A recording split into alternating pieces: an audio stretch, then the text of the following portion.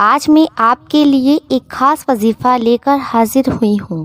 ماہ رمضان کی آمد ہے۔ فرائض روزے کی ادائیگی کے ساتھ ساتھ ایک خاص عمل آپ نے کرنا ہے، اور یہ عمل ماہ رمضان مبارک کی چاند رات کو عمل کرنا ہے۔ اور جی ہاں، یہ عمل ایسا ہے کہ سال میں ایک ہی دفعہ یہ عمل کیا جاتا ہے، اور اس عمل کی خاصیت یہ ہے، اس عمل کی برکت یہ ہے کہ پورا سال انشاءاللہ عز و جل آپ کے رزق میں برکت رہے گی۔ برکت کیسے رہے گی؟ اللہ تعالیٰ آپ کے رزق میں کیسی برکت عطا فرمائے گا؟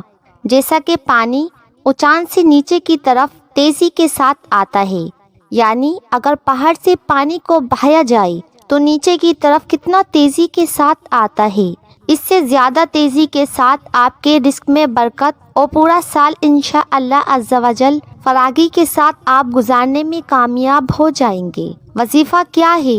تو وظیفہ سماعت فرمائیے۔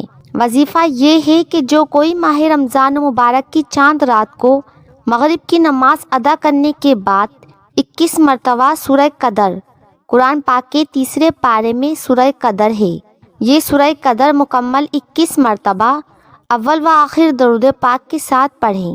اللہ پاک کی رحمت سے انشاءاللہ عز و جل آپ کے رزق میں برکت رہے گی۔ آپ نے وظیفہ سماعت فرمایا تو جب ماہ رمضان مبارک کی چاند رات کو اس وظیفے پر عمل کرنے لگے تو چند احتیاطوں کو ضرور پیش نظر رکھیے گا۔